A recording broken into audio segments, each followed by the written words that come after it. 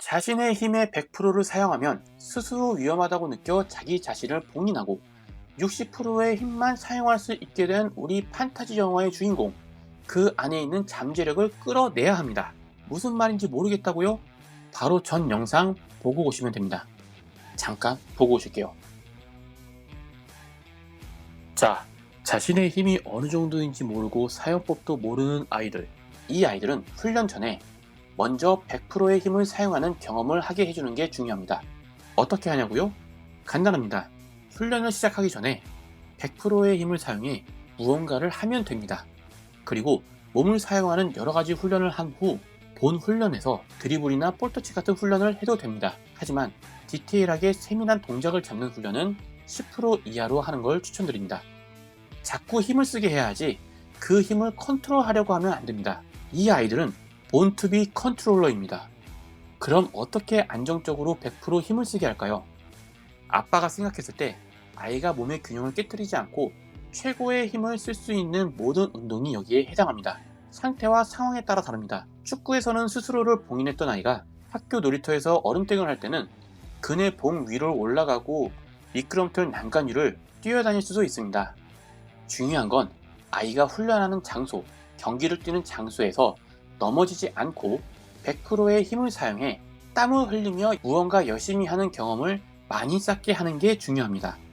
그렇다고 아이가 넘어졌을 때 막 달려가서 눈물 흘리면서 오버하지 마시고 넘어져도 그냥 쿨하게 넘어가시면 됩니다. 자, 그럼 이제 본격적으로 제가 사용하는 운동량을 몇 가지 추천드립니다. 첫 번째는 아빠 밀기입니다. 아빠를 어떤 식으로든 밀고 아빠는 버티면 됩니다. 앞으로도 밀고 옆으로도 밀고. 그런데 이때 주의할 건 아이가 넘어지면 안 됩니다. 재미있게 해준다고 아이를 막 넘어뜨리고 깔깔대고 웃으시면 안 됩니다. 아빠는 버텨주고 아이의 힘을 느껴보시면 됩니다. 그러다 몸의 균형을 조금씩만 무너뜨리면서 아이가 균형을 잡는 걸 익숙하게 해주시면 됩니다. 두 번째는 저항밴드입니다.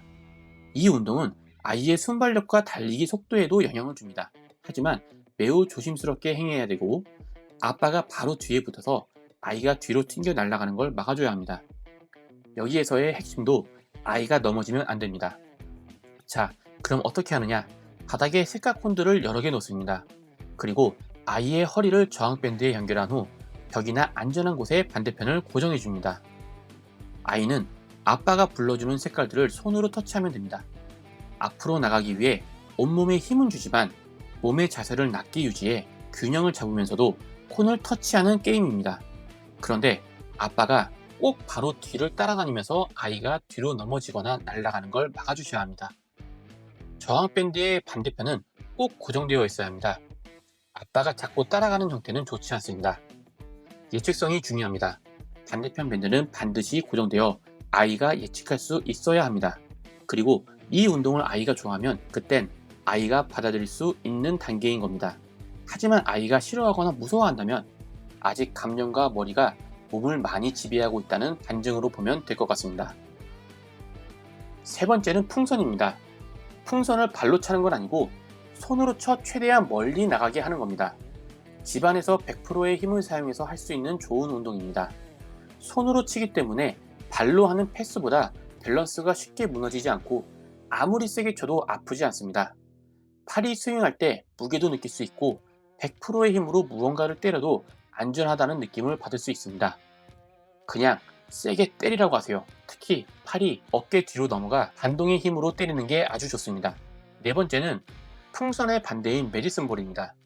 풍선을 때리는 것도 최고의 힘을 사용하는 거지만 메디슨볼 같이 무거운 물체를 던지는데도 힘이 많이 들어갑니다. 그래서 메디슨볼을 강하게 땅에 내리꽂는 운동, 혹은 벽이나 옆으로 멀리 던지는 운동, 머리 위로 최대한 높이 던지는 훈련은 아이가 100%의 힘을 발휘하는데 큰 도움이 됩니다. 꼭 메디슨볼이 아니더라도 무겁고 튀어오르지 않는 물체면 다 좋습니다. 저는 주로 제 운동 가방을 사용합니다. 그 안에 탄성밴드, 피니, 축구화, 콘 등 뭐가 많아요. 그래서 어느 정도 무게가 나갑니다.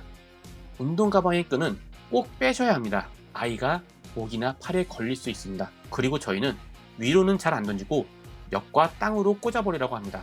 온 스트레스를 담아 아주 패대기를 쳐버립니다. 그리고 메디슨볼을 던진 후 바로 스프린트에서 20m 달리기를 하는 것도 좋은데 그럼 또 너무 숨이 차더라고요.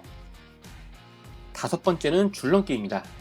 줄넘기를 하면 자신의 몸을 컨트롤할 수 없고 균형을 잡을 수 없는 공중에 하염없이 몸을 띄웁니다. 그러면서 내 몸과 균형을 잠시 컨트롤하지 못해도 괜찮아 라는 신호를 자신의 몸에 꾸준히 줍니다. 여섯 번째는 공걸음입니다. 손과 발을 다 땅에 대고 무릎과 팔꿈치가 아닌 손과 발을 이용해서 앞으로 나가는 운동입니다. 한번 해보면 엄청 힘듭니다. 이 자세는 우리가 평소에 하는 자세가 아니고 몸이 이상하게 기울어져 있기 때문에 밸런스가 무너진 엄청 어설픈 자세이지만 또 넘어지지는 않는 자세입니다. 몸도 내가 100% 컨트롤하고 있습니다. 이 자세를 움직이면 천천히 가도 땀이 뻘뻘 납니다. 한 근육을 100% 사용하는 건 아니지만 온몸의 근육을 매우 높은 강도로 사용합니다. 이 운동도 처음부터 너무 빨리 가거나 경쟁을 하는 것보다는 천천히 왕복하고 나중에 편안해지면 그때 아빠와 혹은 친구들과 대결을 하는 걸 추천합니다. 마지막은 스프린트 혹은 제트런입니다. 최고 속도로 달리기 할 때 아이는 당연히 100%의 힘을 사용하고 방향 전환이 포함되면 무너지는 균형을 다시 잡으면서 아이는 내가 100%의 힘을 사용해도 안전하다는 경험을 하게 됩니다. 그리고 이걸 모두 사용하는 게 바로 얼음땡입니다. 얼음땡은 그냥 스프린트 제트런의 또 다른 이름이라고 생각합니다. 만약 축구 훈련을 어렸을 때부터 꾸준히 해왔다면 이 스프린트는 다른 아이들과 비교했을 때 충분히 빠를 수 있습니다. 왜냐하면 익숙한 훈련이니까요. 만약 달리기는 빠른데 훈련과 경기 때 힘의 30%, 50%만 사용하는 것 같으면 당신의 아이에게 가장 필요한 훈련들이 안정된 상황에서 힘을 100% 사용하게 하는 이런 훈련들입니다. 이 모든 훈련들을 꾸준한 환경에서 하는 게 가장 중요합니다. 그리고 다른 모든 훈련 전에 이 운동을 하는 게 좋습니다. 코치가 훈련 중에 이런 동작을 시킨다면 좋지만 그렇지 않다면 축구 수업 전에 아빠와 잠깐 하고 들어가면 좋습니다. 아빠 밀기 연습도 좋고 아이들 모아놓고 얼음땡도 좋습니다. 축구 훈련에서 특정한 유형의 아이들을 위한 훈련 프로그램만 돌리기는 쉽지 않습니다. 그래서 훈련장에 먼저 도착해서 아이가 이 동작들을 충분히 수행할 수 있도록 아빠가 도와줘야 합니다. 이렇게 10분에서 50분 힘을 뺀 아이들은 동시에 순발력 훈련도 함께 한 효과가 있습니다. 그렇다고 우리가 웨이트 트레이닝을 한 것처럼 근육이 손상될 정도는 아니고 신경이 활발히 연결된 상태가 되는 겁니다. 그래서 막상 본 훈련을 하면 체력이 좋은 아이들은 지치기도 할 텐데 오히려 봉인이 풀려 더 빠르게 움직이는 걸 볼 수도 있습니다. 이 훈련의 효과가 궁금하다면 아빠와 테스트를 해보면 됩니다. 1대1을 아빠와 먼저 한 후 이 훈련들을 30분 정도 진행하고 10분 휴식 후 다시 1대1을 해보면 아이의 움직임이 변화된 걸 느끼실 수도 있습니다. 자, 그리고 지금쯤 좋아요 한번 눌러주시고 이 운동 효과 없으면 다음에 취소하면 안 될까요? 그리고 다른 유형의 아이들이나 다른 훈련법도 궁금하시다면 구독, 알림 설정도 눌러주세요. 자, 이렇게 해서 봉인된 아이들의 힘을 풀어주셔야 합니다. 그런데 모든 축구 유튜버, 레전드들이 기본기가 가장 중요하다고 해서 주구장창 콘드립을, 팔자 드립을 하고 있습니다. 그건 나중이에요. 초등학교 저학년 때. 그때는 조금 다를 수 있습니다. 감각 추구형 아이들, 지금까지 말한 감각 통제형 아이들의 반대쪽에 있는 아이들이 있습니다. 이런 감각 추구형 아이들은 콘 드리블, 팔자 드리블로 축구 실력이 늡니다. 왜냐하면 그 아이들은 넘쳐나는 힘을 더 키워주는 동시에 그걸 통제하는 능력도 키워줘야 합니다. 이 아이들은 그냥 들이박습니다. 빠꾸가 없습니다. 덩치가 크면 허스키고 작으면 치와와입니다. 그냥 파이터예요. 그런데 우리 아이는 나이 지긋이든 골든 리트리버입니다. 그래서 안 그래도 자기 몸 안에 갇힌 아이들에게 더 통제하라고 시키면 안 됩니다. 그러면 이 아이들은 자신의 몸을 통제하느라 더 소심하게 보입니다. 제가 어서 듣도 보도 못한 이론 하나 들고 와서 떠드는 걸 수도 있지만 모든 아이들에게 하나의 솔루션이 만병통치약이라는 주장도 한 번은 다시 생각해 보세요. 아빠들 공부하셔야 합니다. 그리고 구독도 눌러주셔야 합니다. 저는 다음 영상에서 뵙겠습니다. 감사합니다. 행복 축구하세요.